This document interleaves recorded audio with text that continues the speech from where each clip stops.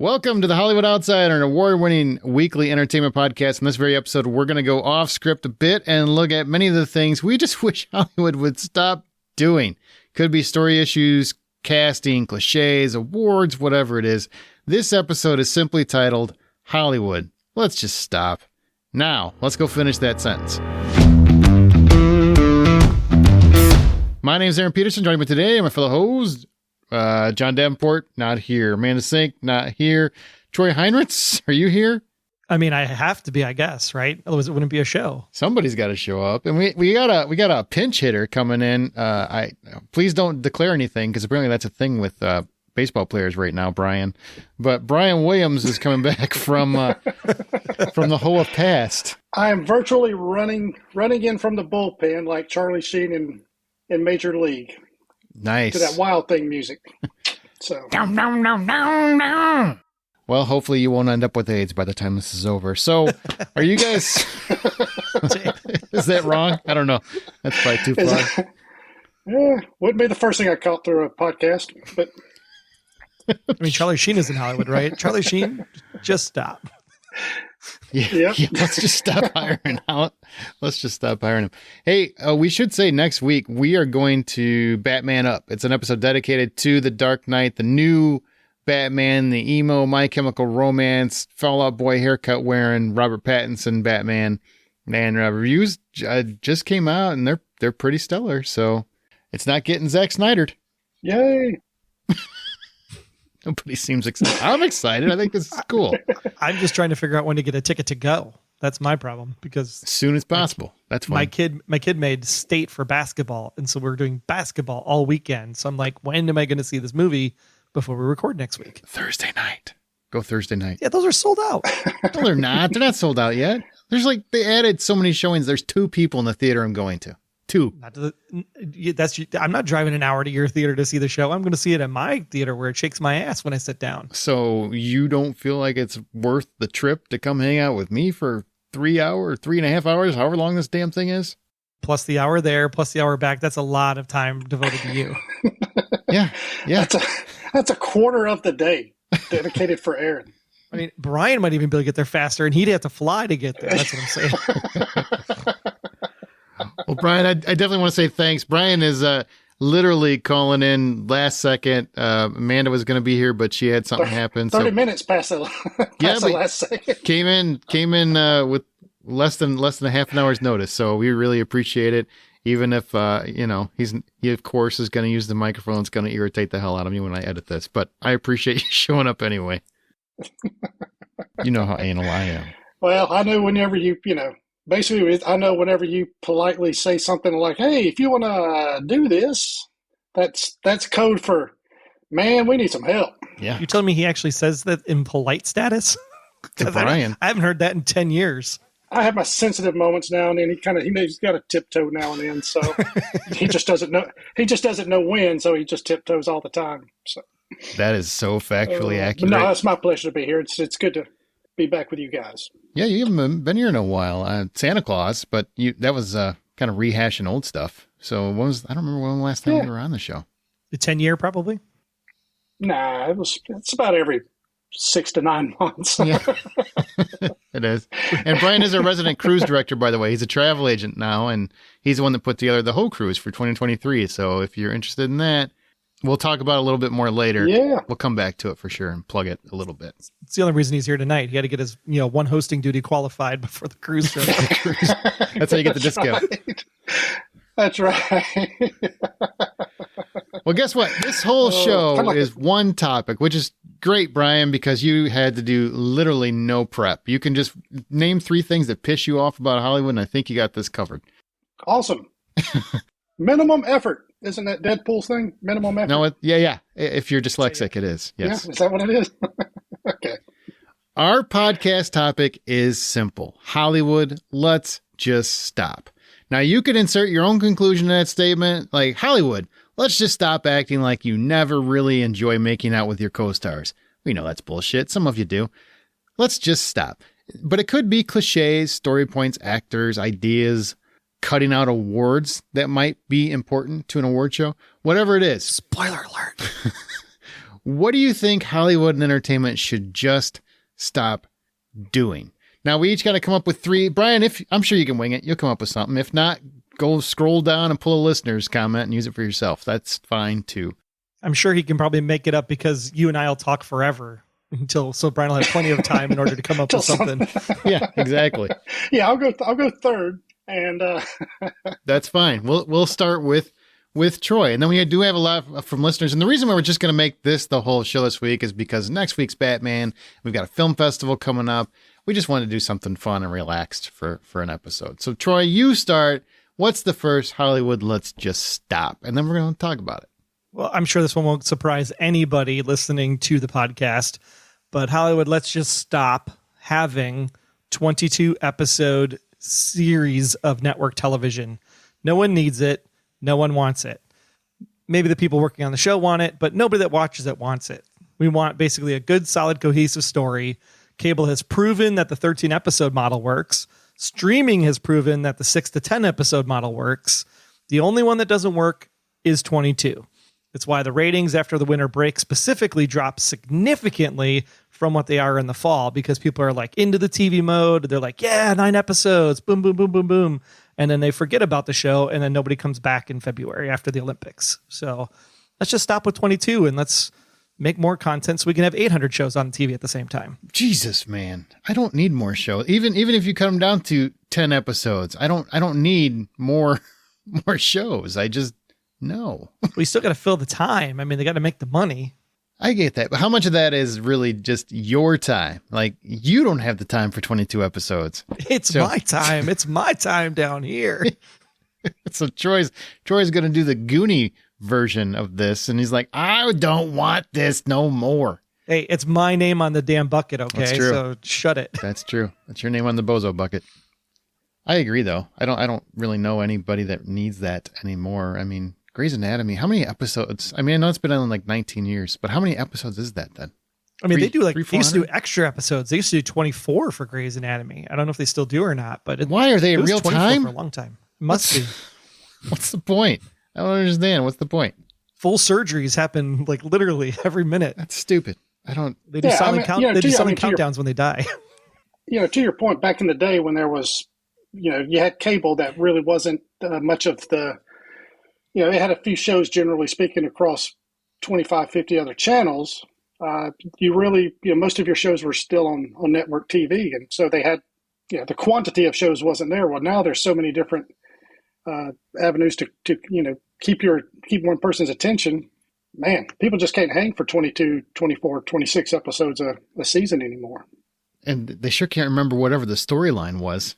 I can't tell you what was happening. Oh, yeah, that was the season where... Exactly. That's where I just totally fade out from whatever the story is for that particular season. I can't tell you the last network show I enjoyed watching. And yeah, I mean enjoyed.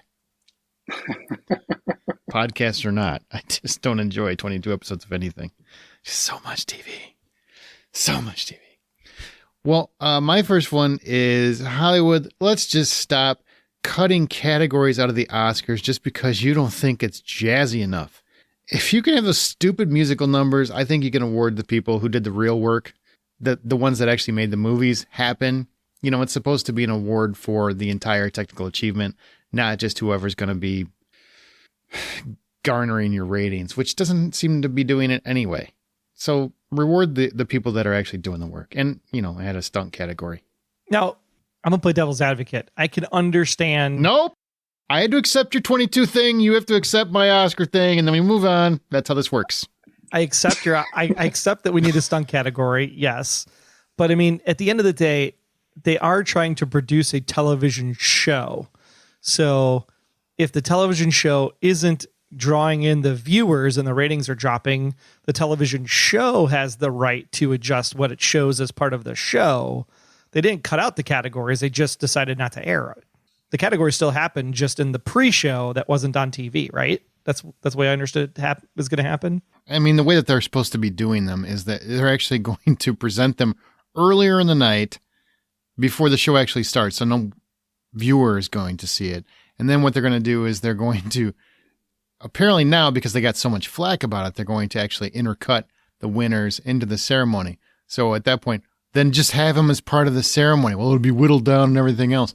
Great. So they get shortchanged. I mean, just like everything about this is just insulting to the people that work on the movie and get the movie made. It isn't all just the pretty faces to get this done. That's all I'm saying. No, it should still be part of the evening. Well, it might be one Oscar evening.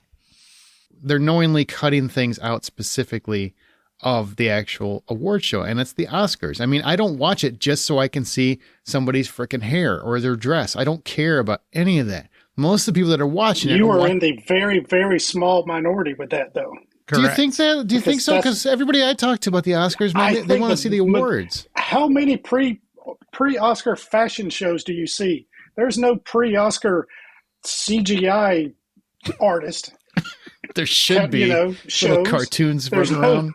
There's no production designer, special channel for people to watch. I want to watch somebody on the E channel go through and scrub Adobe Premiere for like a half an hour. Yeah. Oh, look at here. Here's Barry Wigglebottom, the best grip of the head grip of Avengers Endgame. It's a very uncomfortable. Nobody wants to see that. Just him holding stuff with a tight grip. Right. Look, okay, fine. Here's the lighting technician. They cut out film editing. That is like one of the most important components to making a movie is film editing. And they're cutting that category out from the live broadcast. It's just like original score is one that got cut out. Production design. The things that make the movie are what they're cutting out in lieu of we'll just have best picture, best actor, best actress. And it's still going to be 3 hours long because they're going to go ahead and do extra crap that nobody wants to see. Well, I've got a beef. We can continue with yours, but I've got a beef we can that segue to will yours. Play with yours, and it will help your beef. Get corrected. Okay, get corrected. Thank you. All right. So, all right. Well, hey, how about stay the hell out of politics, Hollywood? I don't care about your beliefs, your positions on stuff. There has never been a thing where somebody gave a speech at an Oscars that changed my mind on any subject. None at all. Never? I respect that they have never. Nobody has ever changed my mind on a topic just because they accepted an award and said whatever about whatever situation or. So I either really agreed with them or I really didn't. Or I was just like, I don't really care where you're at. So yours is specifically to stop doing the award show politics, or are you saying in general politics in general? Like, don't even make a TV show about it. Politics in general, but that works in there. But that works in there because if they just dribble, if they're doing less political speeches at an award ceremony, then we can get his lighting directors and dolly boys or whatever they're called. We can get them properly recognized and squeeze them in there so we can keep these speeches to about maybe a minute each. I do think they should play people off when they start getting political because I agree. I don't need to hear your speech. There are exceptions though. Michael Keaton won for Dope Sick during the SAG Awards, and he gave a really, really sweet speech about how sometimes art can bring light to an issue, and he lost his nephew to drug addiction, and that's why this was so important to him. That's the movie that's bringing light to it, and that's completely different. Okay, you're talking about keep your personal. If it doesn't have anything to do with the movie, keep it out of there. Is that what you're saying? Keep the people's personal politics out of my mainstream, and that includes Oscar speeches or Golden Globe speeches. Because I don't care about. I don't pay my ticket and help pad your $20 million movie price, your movie salary because of your politics. Politics is one of the, that's one of those few things that you in our society you don't bring up because it's so divisive. You never convince anybody of anything. You end up trying to convert them. So why alienate half of your audience? If you say the wrong thing, it literally costs you your job. Ask Gina Carano. Oh, ouch. We can't. She's unavailable. To me, there's not much of a benefit. Again, I do recognize that they have a larger platform, a larger crowd that they can speak to than maybe some of us normal folk. and I respect that. However, I'm watching something that's entertainment based, and I don't want to be preached to while I'm being entertained. Makes sense. I agree. Got it. If the movie's about aliens, I can talk about aliens. Otherwise, don't tell you that aliens exist. Yeah. I don't want to hear a 5-minute diatribe about how the aliens actually represent global warming and, I don't know, colonialism at the same time or some jive. I don't care. That alien just ate somebody's face. That's what I care about, and it scared me to almost peed in my popcorn. I think as long as it pertains to the movie you're dealing, like Brokeback Mountain, if they want to talk about the gay experience and how the film helped that lifestyle come into more acceptance, I'm okay with that. It's when you just jump off on a diatribe because of your personal issue that has nothing to do with the movie that you're actually there winning for. That's when I don't want to hear about it. All right, that's fair. Agree. Yeah, I mean, if it's related to the movie, something like that, then sure. But generally speaking, just stay out of politics. Stay out of, Just thank your hairdresser. Just thank all the people that they don't want on the stage with you. There you go. Yeah, that have to have a private ceremony before the ceremony. That third assistant that you have that you don't remember her name, thank her. Yeah. Be awkward if you just call her assistant number 3 because you can't remember her name though. Yeah, I like there's Jeannie and Roger and who's that third girl? Yeah. That one. I want to thank her too. I just call her 3. Especially if they work for Jake Gyllenhaal. What just happened? All right, Troy, let's move back to you. What's your next Hollywood? Let's just stop. Hollywood just stop canceling shows after one season, especially if only given 9 to 13 eps to tell their story. If you're going to pick up a series, then you have to have more than one season. It's why it's called a series, plural. Otherwise, just commit to one season and be done with it. Called a limited series. Books don't just magically add pages when the story ends. It ends. When you pick up a pilot, pick up the story, not just the first episode. But if you want to build it into a series, you have to have the potential for more. So wouldn't you say that just don't end on a cliffhanger? Just end that particular story for the season that you get? If you're going to cancel it, give me the ending, right? If you're going to keep it going, have a definitive end date in mind, like season 6 or less. But don't just keep making the show to make the show. Like then it's just, there's no story. It's a week-to-week sitcom or something. It's just, I want to sit down. Like all the stuff we watch today on streaming services in particular, I know that in 10 episodes, I'm going to get some kind of resolution. I watched Yellow Jackets because in 10 episodes, I'm going to know the end of something and it's going to set something else up. And then if you cancel it, then it's like, well, at least I got some resolution in that cancellation. But if you're going to pick up something that's the guy says, hey, I got this really great idea. It's going to take 5 years to do. You're picking it up, assuming you're going to do all 5 years. Otherwise, don't pick it up at all. Well, what if nobody watches it? You're going to make five years of TV that nobody watches? Yes. Otherwise, don't pick it up at all because it wasn't good enough. It wasn't good. If it's not good enough to finish the story wasn't good enough to begin with. Don't even pick up the book. Or just didn't catch on. Sometimes shows don't catch on. That might have, Firefly, nobody was watching it. Could have been great. Never know. We'll never know. I'm looking at you, Debris. Screw you, NBC. It was good. All right. Well, my next one is Hollywood. Let's just stop paying actors exorbitant amounts of money when they're really not bankable. Like, why are so many actors still getting filthy rich? They're getting tens of millions of dollars for a movie or TV show that isn't proven yet and doesn't need a big star to sell it. I don't know there aren't many things that I'm watching just because of who stars in it anymore. The age of the movie star is very much over. There are still some that I'll check stuff out for, but the majority don't sell tickets like they used to and don't bring people to the streaming services like they used to. If the thing doesn't work, regardless of who's starring in it, I'm not going to watch it. I don't care who's in it. And if you want humble actors and people that aren't just egomaniacs, stop making them filthy rich before they've proven people love them over the product. Well, and you got to pay them for the return of whatever it was that they were in.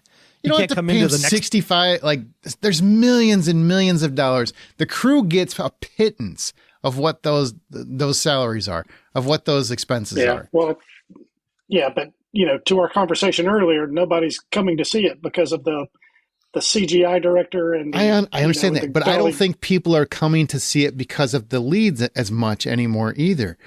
How many things do you watch just because of who's in it? I mean, you could probably pick two hands, 10 actors that you would, I'm going to carve out time. That's fair. You know, and it's just not Just like because it used to just be. because they're in it.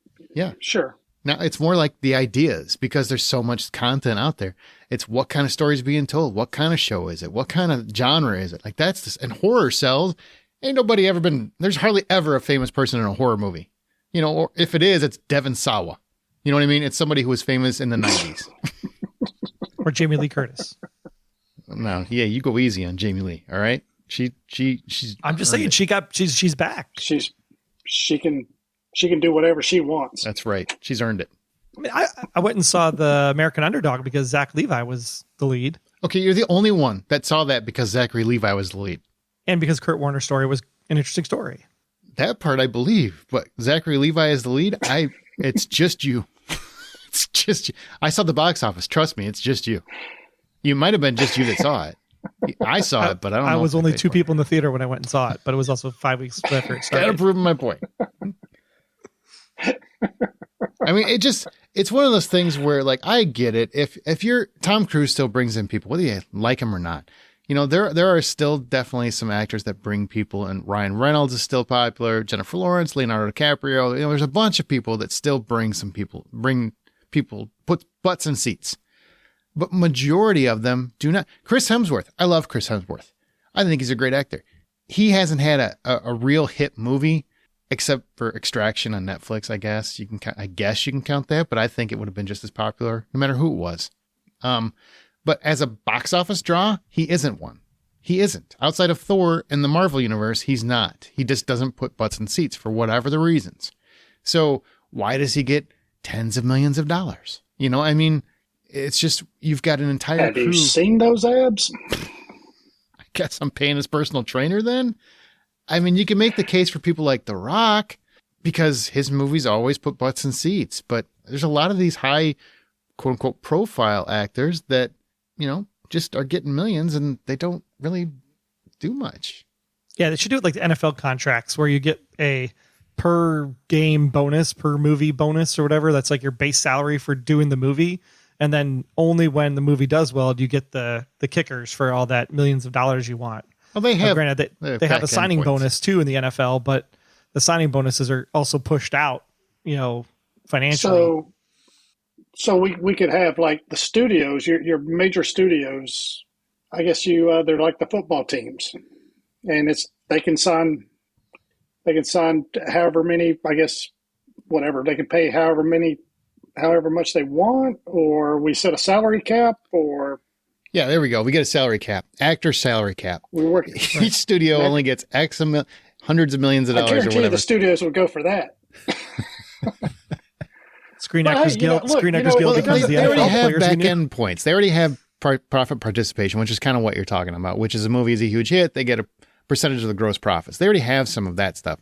I'm just saying a lot of these guys get a lot of front end money when the crew is getting a pittance every single time. And if you're not a proven movie star, I don't know why that is still the case in this day and age. It feels like Look, they haven't caught up to their own business.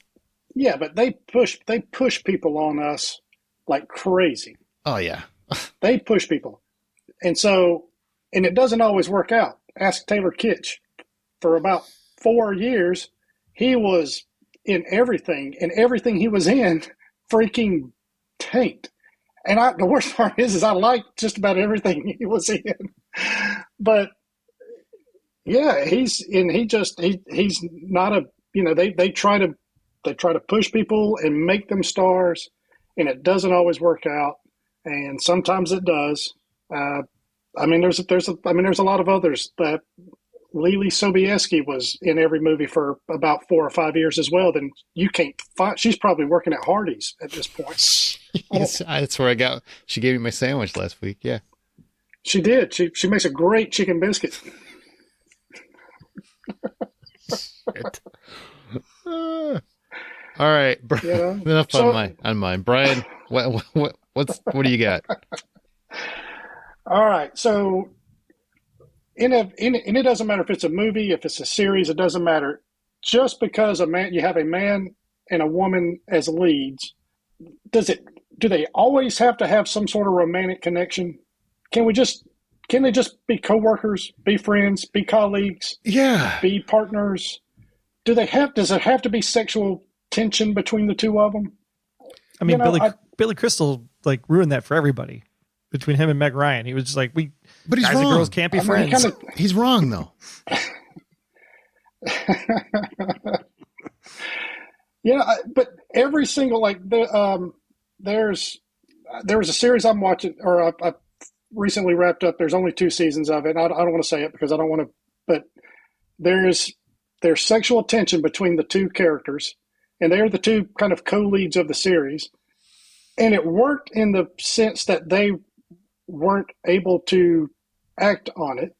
And even though at some point later in the second season, they're still not able to act on it. However, they act on it. And it's like, this, to me, this ruins it, because you've got that barrier, and you've got this, you almost have to you have to keep it professional. And I don't know, there's just one of those things to where, just because we have a male and a female lead, or, generally speaking, it's male and female, but why does there have to be a romantic connection? Why can't they just work together or be on the same mission, together? We're both trying to find this artifact. Why can't I just help you, and why can't you just help me? Why do we have to be all Yeah, I'm with you. horny for each other? It annoys the crap out of me. Guess what? Most offices, everybody doesn't want to hump. That's just not the way it goes. They just work together, and they probably don't even talk to each other once they leave the office. Even if you have their number, maybe you want to get drinking 3 months, sure, and then they don't show up. That's really what office relationships are like. I mean, it boggles my mind that everybody always has to date because they think that's what we want. No, we don't. Sometimes you want to see friends. You want to see people actually be friends. And you know what? I loved Seinfeld because, yes, they used to have a relationship and whatnot, but Jerry and Elaine, for the majority of the show, it never felt like there was a sexual chemistry. It just felt like they were friends. He gave her crap, she gave him crap, and it felt like that's Friends. The show Friends, I'm not even a fan of that show, but the friends that didn't hump each other, like I always kind of admired that that they were just friends. And that was, a cool dynamic. Of course, by the end of the show, there was a lot less of them that hadn't. I think that was only Phoebe that was left. Yeah. Okay. I just ruined my own point, but it would have been so much better if they hadn't all had sex. Right. Chandler and Monica. And then it was Ross and Rachel. And then Joey humped anything that moved. So didn't he and Rachel get together too at some point or something? I don't know if they ever. She moved in with him for a while. They don't think they didn't hook up. But she lived with him. Oh, and we bought this? Like, that's one I can't buy. Like, they lived together for a while and didn't hump. What we saw on TV, they didn't do anything, but the rest of their lives, Ross is going to wonder. Did you season 6 box set? Hey, Ross, could you? All right. We're on a break. I like it, Brian, and I agree with you 100%. Stop doing it. Just stop. Awesome. All right, Troy. Third one, and then after we go through our thirds, we're going to talk about Scream. I got a Scream giveaway coming up, and then we're going to get into listener comments. Well, Hollywood, you should just stop making the same thing everyone else makes, i.e. This Is Us, and then A Million Little Things comes out, or The Blacklist, and then The Endgame comes out on the same network. It's the same damn show, man. It's so weird. The same show. We don't need the next great Doctor show. We don't need the next big Lost or Game of Thrones epic. It's a baseball analogy or football analogy, a sports analogy, but singles move base runners, first downs or 10 yards. We don't need a grand slam swing. We don't need a Hail Mary pass. Just make good content and original content with original thought. And if you're going to make the end game, cancel The Blacklist. Please, dear God. I'm with you 150%, except for I do want more Game of Thrones, and I don't care what you have to say about that. But make it different. It doesn't have to be a medieval epic. You could do something Game of Thrones, but not make it medieval. You could just do the last 2 seasons for a lot of people. Quit marketing everything as this is the Game of Thrones of Amazon Prime, or this is the Game of Thrones of space, and this is the Game of Thrones of something else. Just make your own stuff. Flash Forward is the new Lost. La Brea is the new Lost. La Brea was Hollywood's lost. been doing That's this for decades, though. Mm-hmm. You know, this is. I mean, every time a movie comes out, if it looks like it's going to be an epic movie, you know, and sometimes series, then there's somebody always making the word gets out. Producers talk. You know, all these word gets around. You've got like Tombstone and Wyatt Earp. You've got Armageddon and Deep Impact, and it's not always just the super cheap, you know, really crappy D-level movies, you know, Roger Corman type stuff. It's it's actually quality movies. It's just they making something slightly different. Ants and A Bug's Life came out about the same time. Right.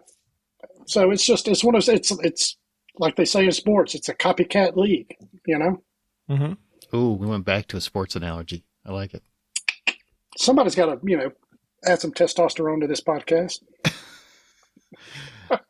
Okay, so Hollywood, let's just stop giving soft interviews to celebrities and stop asking dumbass questions.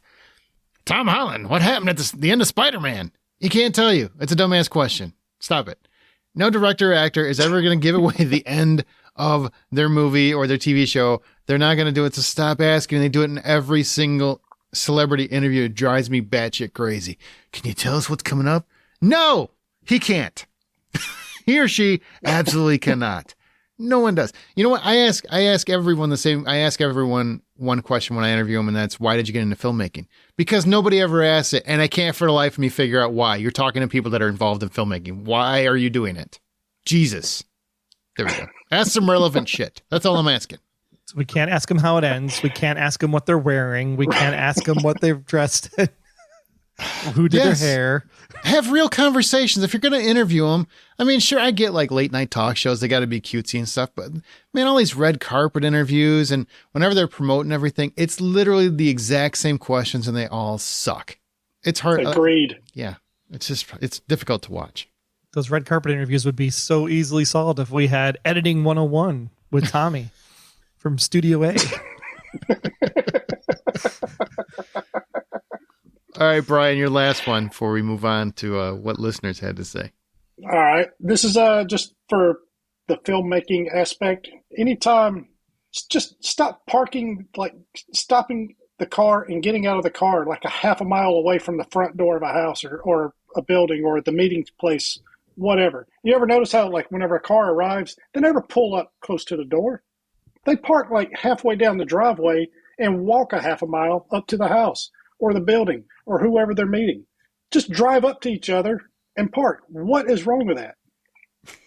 Or they park across the street from the park and then they have to walk across the street and almost die. Exactly. Yeah. It's like you parked over at the cemetery where Fast and Furious, you know, where they were burying people there.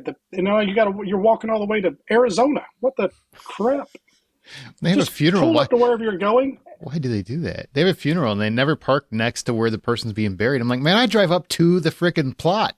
Like, what are you talking about? Why are you walking so far? That might be. I mean, it might not be advisable, but that's what I do. I don't have all this time. Let's go. Yeah, it's just one of those things. And it's just, I don't know why there's hardly ever a dramatic walking scene. I mean, but you see a car pull up. There's a car sitting there, right? And it's not just a drug deal or a CI and a cop, you know, trying to play it cool or whatever. They're in the middle of nowhere. Maybe there's a house and somebody pulls up and they're, I don't know, 100 yards from maybe 100 yards is a bit far, but 40 or 50 yards away, easy. It's like, just, you know, follow through, drive all the way up there and park. Here's another idea. Maybe I don't care where you parked. Just show me the exterior. Ah, okay, so he's at Target now. Got it. I don't need to know where your car's at, unless it's going to be pivotal to the movie later when he runs out and he needs to find that car. Okay, then I get it. But otherwise, I don't care. Park at the handicap spot. Yeah. I'm not going to give you a ticket. I still want to see that movie now where he comes out of Target and there's like 7 of the same car parked next to each other.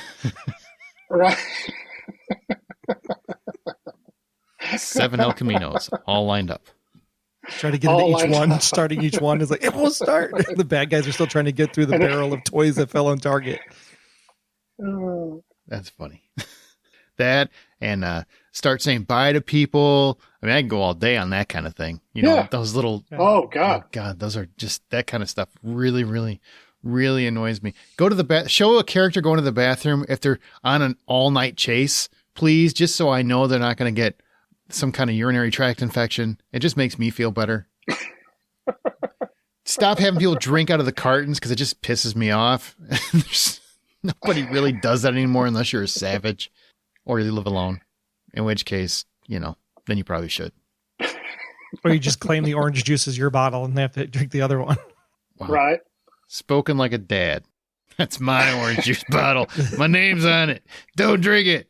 All right, well, we're going to move on to some listener thoughts. But before that, guess what? You can buy or rent the all-new Scream movie tonight on digital, starring Neve Campbell, David Arquette, Courtney Cox. The new hit movie is certified fresh on Rotten Tomatoes, and critics are calling it 100% terrifying. We loved it when we saw it. I hope you guys go check it out too. You can buy it on digital today, and you get killer bonus content, including deleted scenes, cast interviews, and a whole lot more. It's available at participating retailers. It's rated R from Paramount Pictures. And guess what? We are also having a contest to give away several copies of Scream. We're just going to give them away. All you have to do is share any episode of the Hollywood Outsider on your social media. Tag us at BuyPopcorn on Twitter or at The Hollywood Outsider on Facebook. Then email us at contests@thehollywoodoutsiders.com with the subject line, I'm screaming, with your name, and then you'll be entered into a contest to win one of several copies of Scream that we are giving away. But definitely check out Scream. It was a lot of fun. If you were debating if they returned to form, they absolutely did. It's the best Scream movie, I would say, since the first one. So definitely check that out. Loved it. And if Amanda was here, she would be raving about this as well. But she didn't show up. I don't know what to say about that. I do. Suck it. All right, so let's move on. Now we're going to tell you what some listeners thought. Here's what some of our listeners, when we polled them in Twitter and Facebook, some of them had to say. Lindsay Mitchell says, Hollywood, let's just stop assuming a story about a woman has to end with a wedding or a baby to be complete. I'm good with that. Kind of is it's pretty sad that we are in that place in the world where that happens so often. I'm trying to think of cases where it doesn't. I'm thinking of a movie now where a female baby gets married. That would be kind of interesting. Like Boss Baby Female Edition or something. Wasn't that the sequel to Three Men and a Baby? No, nothing? 3 Men and a Little Lady? All right. They can't all be Jims, I guess. They sure can. They sure can. You got to throw a bad one in there. It could make all the other ones more funny. I do like when they take some chances with that. I really like, was it the Vince Vaughn movie, The Breakup, where they actually break up and you think they're going to work it out, but they don't. But you get that little hint and glimmer at the end, but it doesn't end on that happy note. It actually ends with, you know what? People grow up and they move on. Sometimes that happens. Like a real relationship. Yeah. All relationships end badly. Jesus, man. That's reminiscence. Right. Go appreciate you bringing up the room there, Troy. So dark. I'm just so dark. That's what the movie was about. Go watch Reminiscence. I'm telling you. All right. Well, David McGraw says, and keep in mind, if you know David, he doesn't know how to say anything succinctly. Along the lines with several others like Dally Pitt, Clark, Ryan, Wayne, and others, David McGraw had a very similar thought, which is, Hollywood, let's just stop rebooting, rehashing, reimagining, etc. Spielberg just did West Side Story, and I just read he's now going to do a new Bullet movie based on the old Steve McQueen flick. I think it's more based on the book, but I'm sure it'll be good. But I long for the days when Spielberg wasn't just directing great original films like Raiders, Close Encounters, Jaws, E.T., etc., but through Amblin Entertainment, letting other directors create great original movies like The Goonies, Back to the Future, Explorers, Poltergeist, and so on. Now it seems like almost everything has to be based on an existing IP. So many filmmakers, J.J. Abrams, try to replicate the feeling of the 80s by copying these, but they rarely do. I'd like to see an Amblin-like era rise again these days. You be quiet, Dave McGraw. Super 8 was freaking amazing. It was good. It gave me the nostalgia feel. That's why the reboots happen, because it gives you the nostalgia feel. Right, but he's not wrong. I mean, we talked about this a little bit last week. There's less new stuff in the world that is popular entertainment. You know, they're not trying to make new stuff. They're just going back to the same well. I like Ghostbusters Afterlife, but it was all just pulling on your heartstrings from what you loved about the original. Didn't really offer a ton that was new. because it had to go back to the well to really get you engaged again. And we don't need to keep doing that, do we? Well, I mean, you could say the same thing for Scream. I mean, it went back to the well too. And the reason why they're going back to the well is because they're establishing a connection between you and what you liked in your past, plus the new generation tagging along with you now. And then they can tweak it for what the future format was going to be. Take Westworld, for example. Westworld played off with the idea from 1973, brought it back for people that were going to remember Yul Brynner and go, oh yeah, that was that cool robot movie. Let's watch that, and see how it goes. And then made it into something completely new as far as how the world's falling apart politically, digitally, and all that other stuff. So I think there's a place for these reboot rehashings to happen as long as they're going to take the property into something different. If it's just, let's remake it to remake its sake, then it's a different story. Plus, I'm just bitter that they haven't remade a live action Thundercats yet. Let's just be clear. Oh, yeah. No, I'll agree with your bitterness on that issue. Look, there's been a lot more of the reboots, redos in the last 10 to 20 years that I have just disdain for. Not just didn't like, but disdain than the ones I actually liked. I agree. Just, there's a billion scripts out there from people who have written all kinds of stuff that are just sitting in piles.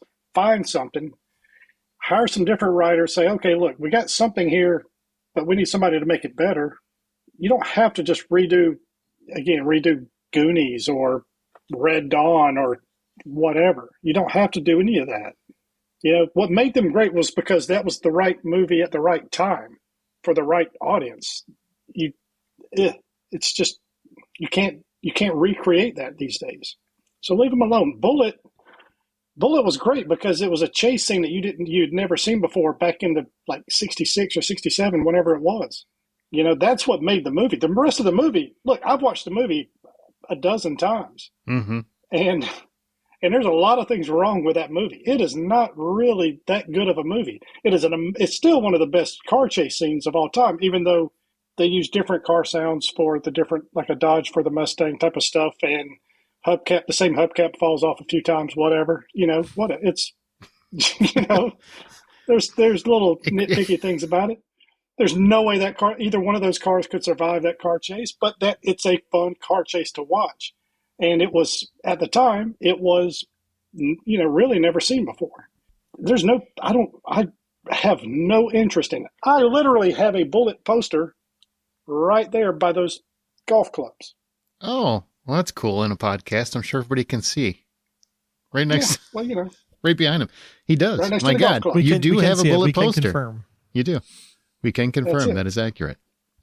So, yeah, the point is, it was good for its time. You don't need to redo Bullet. I thought that's basically what are you going to do? Fast and Furious 1 over again? Yes, they will. It's probably more like 3, driving through the junkyard in the opening sequence. The construction site, through the house. There's no way those cars would survive that. Right. Here's an interesting one that might cause some conversation. Barnabas Frid says, stop with wedging in an LGBTQ character for no reason other than to say we are woke. If it fits the story, then do it. Don't do it just because. That's a tricky one. I get what you're saying. On the same token, there's been straight white people in literally everything for a long time. So I don't necessarily think that it's just there to be quote unquote woke. It's to show representation and to make people feel like they are part of the experience. So to an extent, I kind of understand what you're saying, because I've seen that where they jam, it isn't like the old days where they had a bunch of stereotypes show up. I mean, now I feel like they're inserting fully fledged characters. I don't really know if it necessarily is that same dynamic these days. You mean how they inserted all those white people into The Last Airbender instead of actually getting Asian Pacific Islander actors? Kind of like that? Mm-hmm. It's tricky. Yeah, I mean, didn't Brooklyn Nine-Nine, isn't the police chief, isn't he gay? Isn't his character gay in the series? I think so. I don't watch it, but I think so. I mean, I've watched a handful of episodes. If I'm remembering it right, I believe he is. And it doesn't feel forced. It's a good example of it works. It just works. But I agree with trying to force something, and it could be whatever, it's LGBTQ stuff or anything else. It could just, I don't like any character or representation being forced into a situation that just like, just really don't. It doesn't feel I just natural. really don't see this dynamic happening. Yeah, this is a little too, forced. I can fine with whatever. It's got to feel natural, though. I feel like too often these days people are using the term woke when it's really just, it's more representation for people that haven't been represented. I mean, That's fair. I'm sorry. We've had straight white people and stuff. Yeah, there's a lot of terms being thrown around these days. Sure. That are not. They're not exactly what the word really means, or has traditionally been used for. But there's a lot of words out there these days that are that are getting watered down. That's for sure. Or overused. Yeah, definitely abused. I'm all for representation. So if it's to expand those horizons and have, expanded cultural dynamics, I think it was Jonathan Ely, someone else that wrote in and just said basically don't have blanket casting for races. Not all Asian, Black, Hispanic people look a certain way. So let's stop, looking for stereotypes and cast appropriate actors based on accuracies. And I think that's accurate too. I mean, too often, they cast what they think is Japanese. Well, Japanese is a very mixed culture these days, so, I mean, it's not the Godzilla movies, for Christ's sake. I mean, things have evolved, and I think at some point film has to reflect that. And that just means that we have to be. But I think people get so used to the way they've seen movies for the last 30 years that every time you get a change in it and it looks more like what I see when I go to the grocery store, they freak out and they call it woke. And I just don't think that's the right answer. Yeah, because I think there's a lot that goes into people that are observing this as well. Just because you see it doesn't necessarily mean that was the intention of the insertion of the character. It's probably just a you thing because you're not used to seeing it in that way. So you're thinking it's inserted, but actually it was that way all along. Ooh, look at you. Look at the big brain on Brad. Andreas says, Hollywood, let's just stop. Those cookie cutter superhero movies. Those brain dead fan service sequels, remakes, prequels, and create new stuff. Just saw Uncharted, and it was so bad on so many levels, I can't take it anymore. Then don't go. Is it really that bad? No, I enjoyed it. I had a lot of fun with Uncharted, and I love the games. I never understand and Andreas is a longtime fan, so I am not trying to poo-poo him and what he enjoyed. Oh, he's totally poo-pooing you, Andreas. Yeah, he's totally you son of a bitch. Poo-poo. Why can't you like the things I like? That's how this works. But he's not wrong. I mean, there's like... No, he is wrong. Uncharted was fun. It's an opinion. Well, anyway, he's not wrong. That's his opinion. If he didn't like it, he didn't like it. I'm not knocking that. He is wrong that Uncharted is a superhero movie, though, because he's trying to compare the two. But like, we do not need Iron Man 1, 2, and 3. Like, one Iron Man would have been fine, and then go on to Thor, and then go on to But here's what I would say. We did because people paid for it. So you didn't, he didn't, we did. And I didn't even like Iron Man 3. But who did? The pop culture did need that. They wanted to see it. They went out in droves and saw it. So just because you didn't like it, I didn't like it, doesn't mean that the world didn't need it. Just don't go see it then. You know what's funny is most of these things people still go see. So we're saying, don't make this. I don't want this anymore. You're just regurgitating the same thing. But I saw it. Well, that's on you too. Then, I mean, you can't really say don't make it if you're paying for it, because that's why they make it, because you paid for it. Now you can say stop making the movies because it's just a regurgitation of the comics. Come up with an original idea. Make a new superhero. People want to see it. Can we just continue properties? Do we have to do a prequel for everything? Yeah, make up a new story with Star-Lord. That's Sure. another. I guess I'm sneaking into number 4, a bonus one. Now that we're It's podcast, Brian. Prequels and what have you.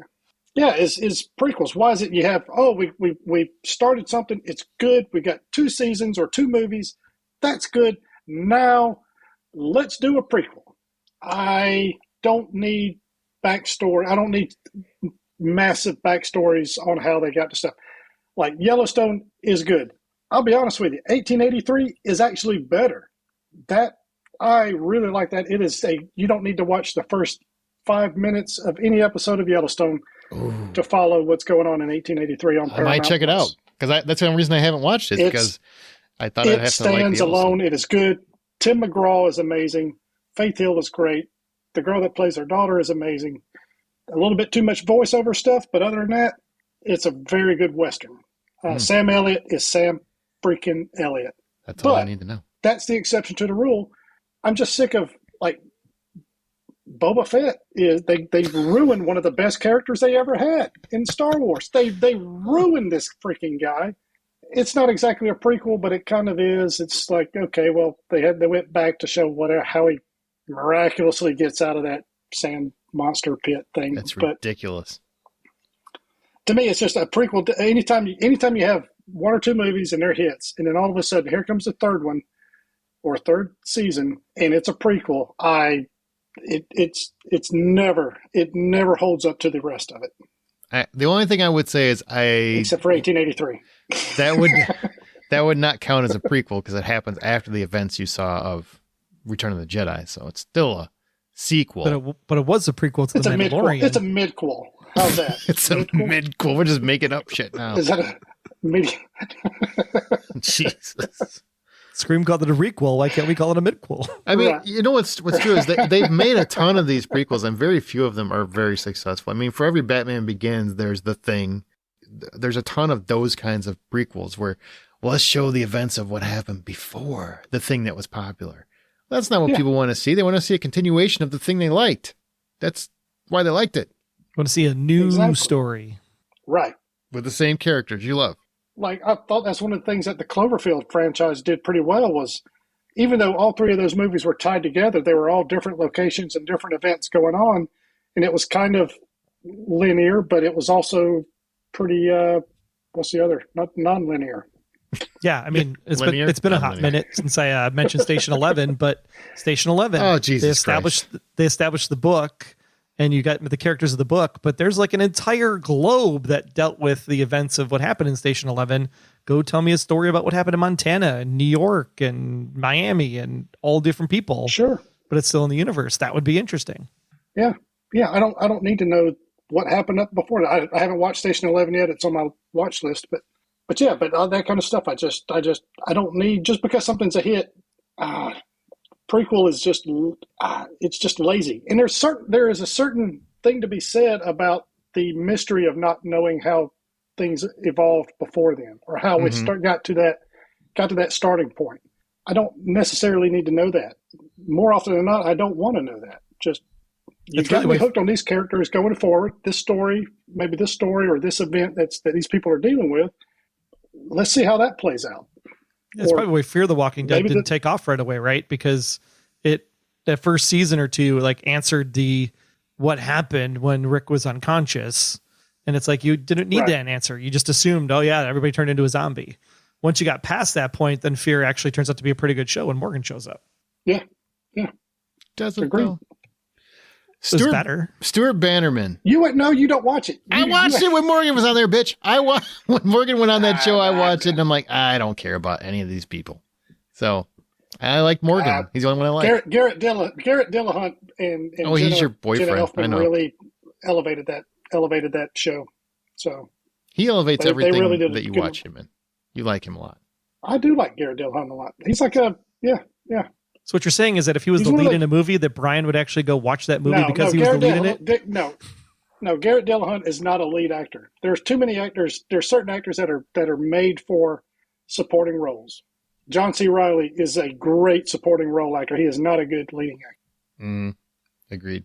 All right, Stuart Bannerman says, Hollywood, let's just stop announcing release dates before anything else has been done. Announce the date when a film's completed. Period. Agree? Not wrong. That's great.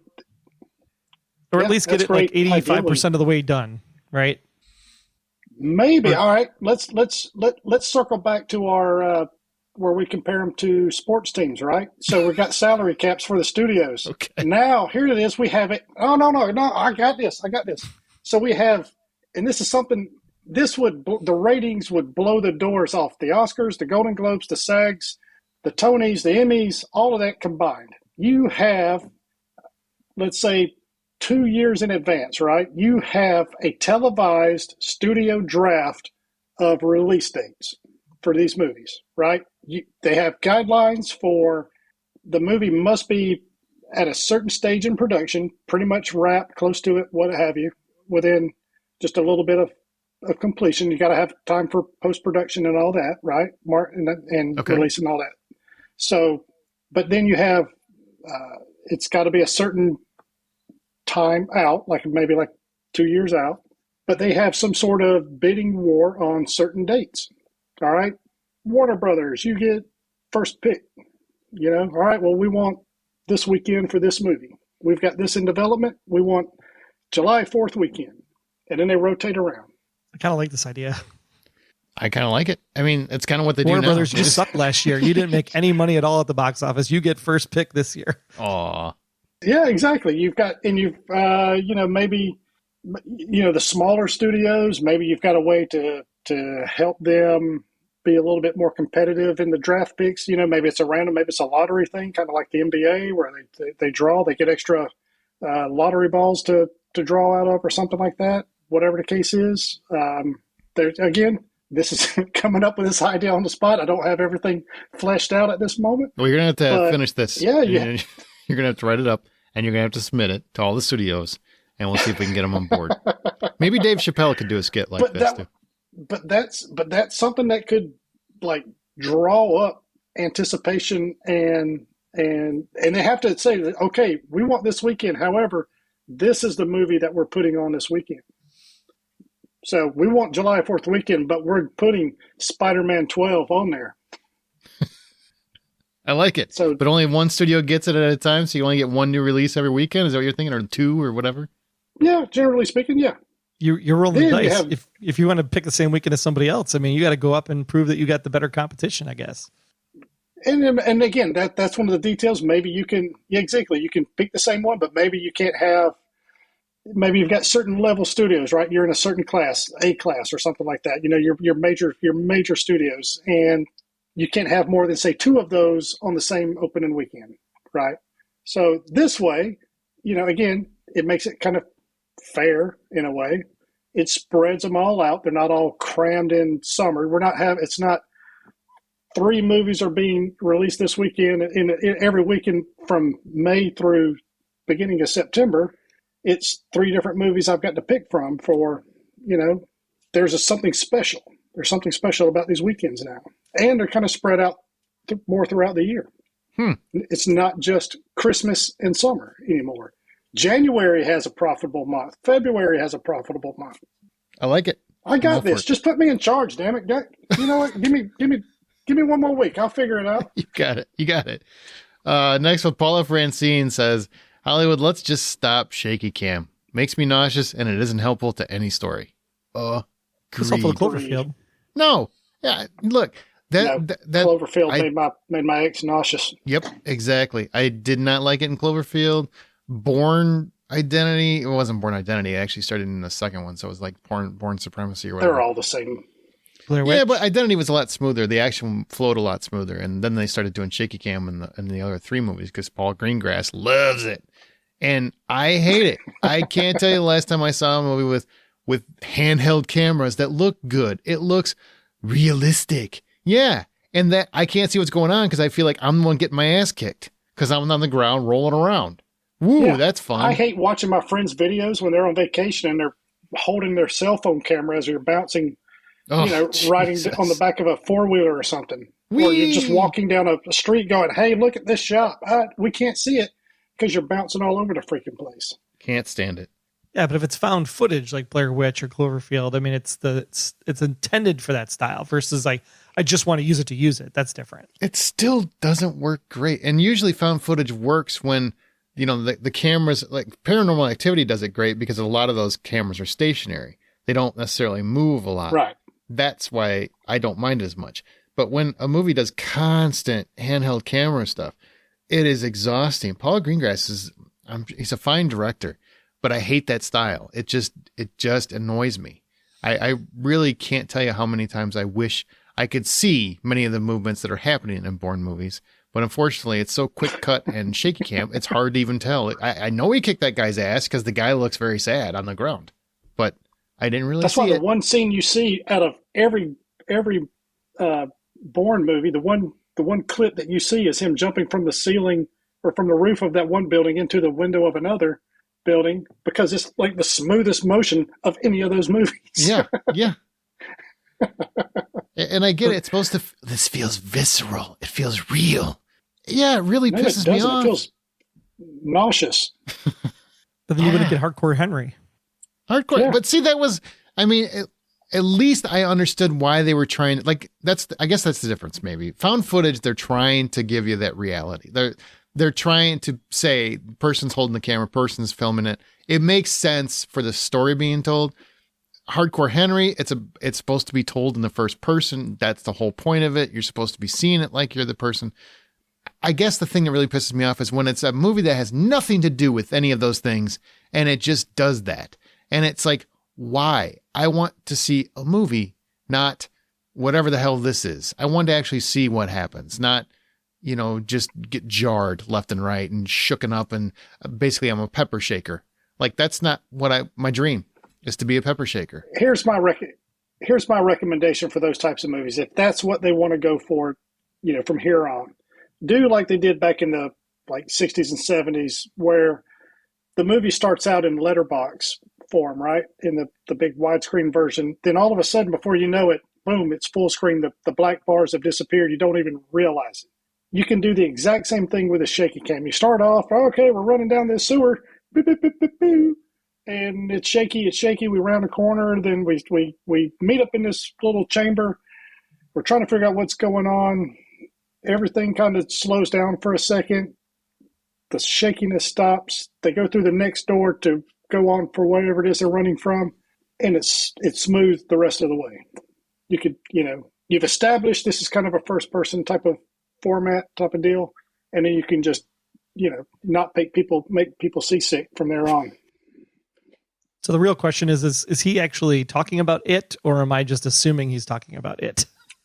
No, I'm not talking about it, but I'm just, because you said it earlier in the podcast too, and I was like, wait, do you got like it? Do you got it on the brain?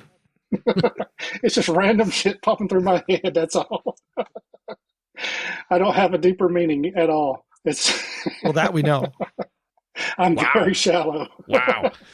Hey, our show is independently funded. Therefore, all the expenses are from our own pockets, and Patreon helps fans support the favorite podcast. Once you sign up, you get immediate access to all the content in your respective tier. So if you want to do that, if you want to support the show, go to patreon.com/The Hollywood Outsider, patreon.com/The Hollywood Outsider, and you can sign up there and you get immediate access to whatever you sign up for.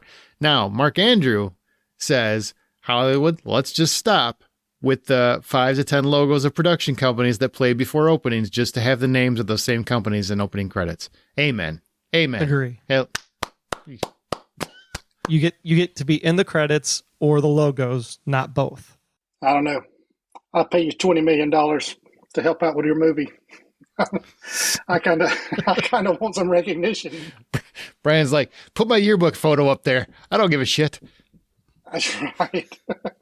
But you're in the credits. Do you need to spend the $10 million or the $20 million that you got back in the investment to make some special CGI graphic thing that's going to play for 3 seconds that no one's going to remember? I need people to remember my name so that they know that they can come to me for money, and that so I can make more money off of you. Interesting. That simple. So it's ego. No, it's business. Well, I mean, business and ego. A little bit of both. No. It's about, hey, look, again, if I'm a major contributor to your movie, then it's I've got to get something back. I'm taking a gamble that your movie is going to make money. It's not guaranteed to make money. So I'm going to make sure that I get some sort of visibility. Fair enough. To know that people can come to me for money. I'm still with Mark. All right, Katie Johnson. Hollywood, let's just stop supporting well-established, powerful, middle-aged men who prey on or groom young women and men sexually. Well, hell yeah. Yeah, I think we can all agree with that one. Faux show. Nah. I think we have Stop, to. No, Brian, just kidding. Come on. It's just kidding. Just kidding. It got quiet there. Somebody had, Yeah. just Oh, boy. joking. Oh, boy. Just joking. I wonder if his email still works. Brian at thehollywoodoutsiders.com. Deborah, let's just stop. Hollywood, let's just stop with the rom-com trope of if he is persistent, or she, if they are persistent and keeps producing grand displays of affection, he or she will get the girl or guy. It's really out here convincing people that no only means no if you're not willing to harass someone. God, that's really true when you think about it. It is. I've said that for years. It's, there's a very thin line between being romantic and being stalker. If if the girl's interested, then it's romantic. If she's not, bitch, you going to jail. You getting a restraining order. And I'll never understand how many people just rave about You, the show You. And I'm like, this is everything women say they never, ever want to encounter in their life. Like, he is the absolute worst human being you could come across if you're single, or even if you're not, apparently. Yep. I don't understand it. And you're right. There's so many people that it was so charming the way he stood outside her, Say Anything. He stood outside with that boombox and he played the music. Oh, he played Peter Gabriel. It's just so warm and moving. No, that I would, if I was that girl's dad, I'd be beating the shit out of this poor guy in my lawn. I'm like, get out of here, you crazy son of a bitch. That's wrong. No, the conversation would be more like, hey son, come here. Let's just have a talk. This ain't going to happen. This ain't going to happen. You're embarrassing yourself. Get a little self-esteem, gain a little self-worth. She ain't interested, buddy. Find somebody else. This is embarrassing. Just think of all the money you wasted on those D batteries just to get this song to play. It's pathetic. Come on, the man. woofers on that thing are just not up to my daughter's standards. Right.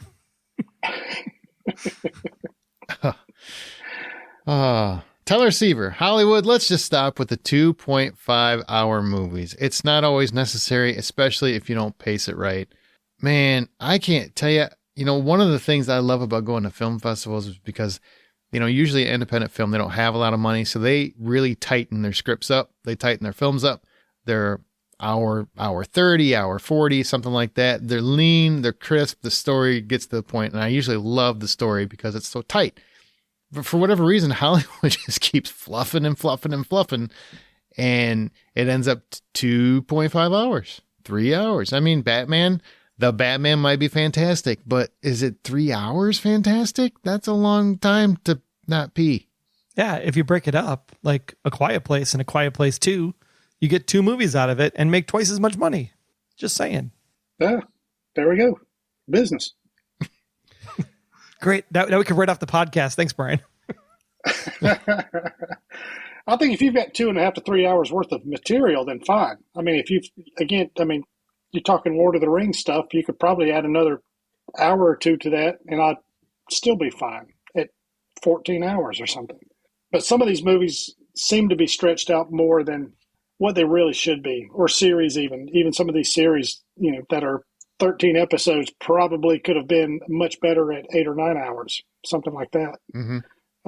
So yeah, I agree. It's like, I'm fine, especially the way movie prices are. I want to get my money's worth. I don't want to spend $20 a person going to see a movie if it's an hour and a half. To me, the value's not there. But if it's something that's maybe historical, maybe based on a property that's got a lot of depth to it, and it's stretched out to 2.5 hours, I'm fine with that. It's all in the content. But not just to make it, not just to do it just because some studio says we need to make this at least 2.5 hours. And sometimes, it can be a 2 hour movie that's just too long. I saw Power of the Dog. It has some great performances in it, but that movie is at least 20 minutes too long, if not a little bit more. I just think you can make leaner movies and it ends up making the story a lot better, personally, but teach their own. Jennifer Miller, Hollywood, let's just stop making women practically obsolete after they turn 40. They are relegated to mom, grandmother, background, while men get to carry films well past 40. I totally agree with you. At the same time, there are clearly female actors who are in that over 40 crowd who are still going strong. Charlize Theron, you're talking Salma. Salma Hayek. Oh dear God, she's so yeah. Sorry. She's drinking the same baby blood that Tom Cruise is. God bless her. Right. Just keep drinking it. It's amazing. Great. It is. And actually, I think that actually is changing because, I mean, you look at the roles Meryl Streep's had the last, 10, 15 years. She just keeps getting better and better parts, which is wild to me. Renee Zellweger's having a resurgence. I mean, you talked about Charlize Theron. She's doing action roles still. So there are changes happening. I do agree it needs to be more often.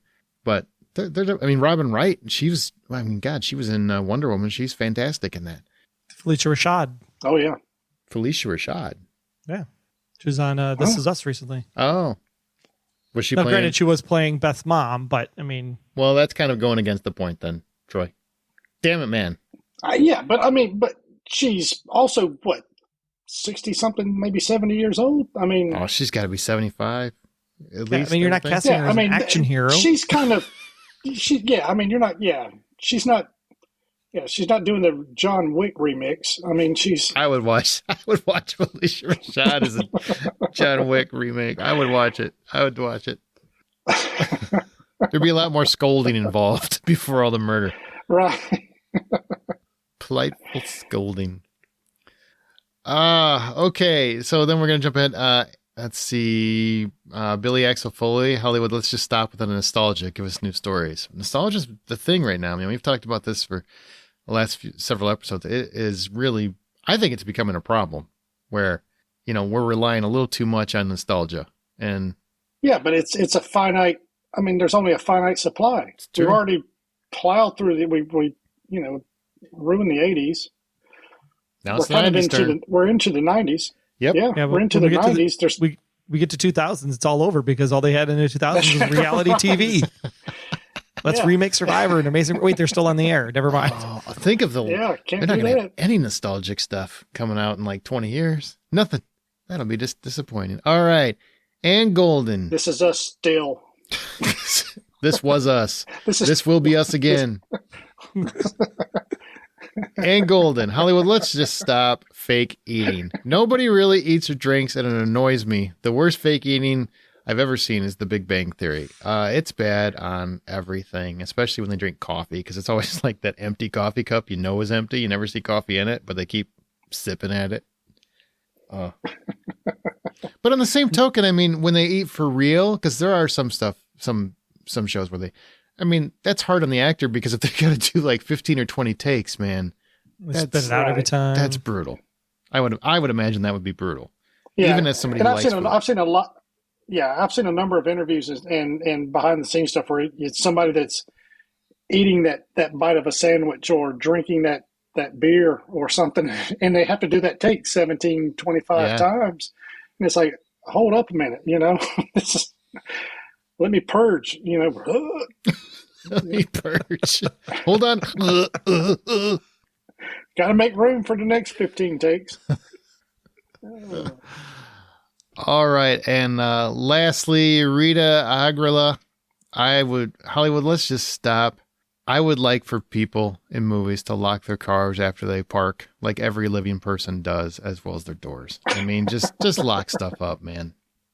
That's true. When they walk away from their car and you don't hear the beep, I'm just like, well, now you got to check the trunk. You got to check the back seat. You can't just get back in that car. It's dangerous. Somebody's there. It's bad enough I'm standing by the tire looking in the trunk to get my Achilles tendon completely slashed. I can't for the life of me understand. And it happens. I can't tell you. There's always a few movies or TV shows where it happens every year, right? Where somebody pops up in the back seat. How do you not know that? How do you not know there's someone literally in your back seat? Cars aren't that big. It's not a camper that you're driving. They're not hiding in the bathroom. Jesus. Yeah. How do you not walk up on your car and go tap, tap, tap? Hey, what the hell are you doing in my car? Right. I wonder what that giant thing is there in my back seat. Oh, it must be a blanket. To the Home Depot with me this morning. I forget. I could have sworn that tarp was folded up in its bag when I put it in the back seat. So weird. Odd. So weird that it's all out laying there in the floorboard. That's weird. Or your trunk is open and somebody just closes it. You wouldn't just close it. You would open it wide open and triple check it. Like what the? And then maybe look in the back seat, look under the car, look on the side, look in the muffler. You would do some due diligence. People are stupid in movies. Yeah. But we love them for it. And let's stop putting cats in cupboards and apparently closing the door. I don't understand why that's still a thing. Because it's funny, especially if you opened up the door. It's not funny. God. And then it jumps out at people. Well, yeah, you know who should be scared? You should be, because I'm calling animal services. You son of a creepy bitch. So weird.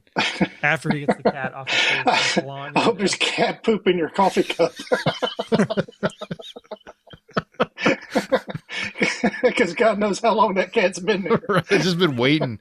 Just waiting. No wonder he jumped at you. You're a dick.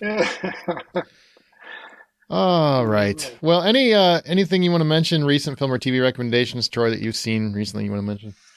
Honestly, I have not seen anything because I've been playing Horizon Zero Dawn or Horizon Forbidden West, the sequel to that game, which I think, Hollywood should start actually making that into a television series, because I think the story for Horizon is fascinating. From what I've seen of the second game so far, it just picks up right after the first game. It's just brilliant storytelling. I really hope that they turn it into something in the future. Oh, they will. And they'll ruin it. They better not. They will. It's like sacred right now. Sacred. Jesus. They're actually making one of the machines in the game into a Lego creation. Comes out May 1st. I can't wait to buy it. All right. Brian, what about you? Anything recently you've watched? I'll just kind of go back to 1883. It's a solid Western on its own. It's Sam Elliott is full on Sam Elliott with his mustache and everything. So that feels good. It's a contained story, right? It actually has an ending. The end is the ending. I mean, yeah. It's like a limited The series. end is the end. Yeah. Yeah, because now there's 1993 or something coming 1932 next? is next. 1932. 32 or something like 32. that. Yeah. So Great. Depression. That's what everybody wants. there's some interesting cameos that pop up in this series that you at this point you've probably heard, but if you're not aware, surprise. I've heard of one in particular, and it's a show about bosom buddies, so I get it. Yeah, 1883 is solid Western. All right. Well, I haven't been watching anything because I'm getting ready for the Batman. I'm stoked. Well, and you've been busy, right? You're traveling and you got the festival that you're putting on. I was working and the Beloit International Film Festival is going on, so I was getting ready for that, and got South by Southwest Film Festival coming up, and that's March 10th. Yeah, so there's a lot. There's a lot going on. But that's going to do it for this show. Share your thoughts on this episode or anything else in our Facebook group. We're on Twitter at @ByPopcorn. Our site is thehollywoodoutsider.com. Email us feedback at thehollywoodoutsider.com. Rate us and subscribe on your preferred podcast app. You can always find John's artwork on Insta and Twitter at rjohndraws, Amanda on Veronica's Marshmallows, and Smirkin at Sink Into This. Troy on the Blacklist Exposed and Beyond Westworld, and at Troy Heinritz, and me on the Blacklist Exposed and Presenting Hitchcock, and at Aaron Smirks. Brian, we have an email address, cruise at thehollywoodoutsider.com if anyone is interested. But real quick, tell them where the cruise is going. The Ho Cruise 2023. Yeah, Ho Cruise 2023, June 11th through the 18th of next year. It is on Royal Caribbean's newest ship and the largest cruise ship in the world at this point, the Wonder of the Seas. It is absolutely amazing. It's a sister ship to the one that we went on a few years ago. So if you've seen pictures of the Harmony of the Seas, it's kind of sort of just like that, but a little bit better. Slight differences. We're going to St. Martin, St. Thomas, Royal Caribbean's private island called Perfect Day at Coco Cay, which has some amazing water slides, some beautiful beaches, great bars. Yay. Yay. He talks about it like he remembers that day. Yeah, we were there. We were there with you when you saw it, and I don't know how you could possibly remember anything that you saw, but good for you. Well, I remember what people tell me. Because that's there you go. I remember what people tell me. How it went. All I know is for the next 3 or 4 days after that, I'm meeting people, and even our friend Tyler texted me from Mexico saying, "Hey, I met some strange people on this bus who mentioned you." So, apparently I made quite the impression on a number of people. You had a great time. Yeah, oh yeah, we had a blast. And this one is even bigger. We've got more people going this time. There's honestly, the majority of the rooms are gone at this point.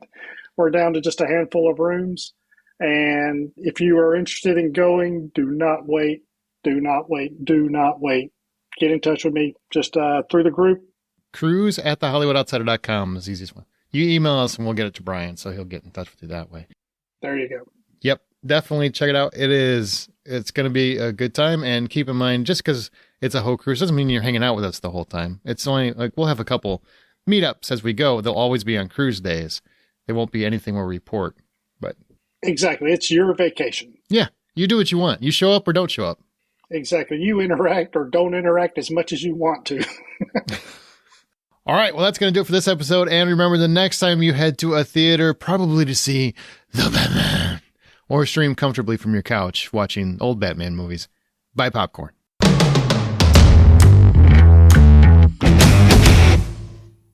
And then come back for The Batman. Oh, that really didn't come out very well. This is why they won't hire me for Batman. God damn it. Yeah, I think you're stuck with Stallone impersonations. Hey, yo, Brian, what are you talking about?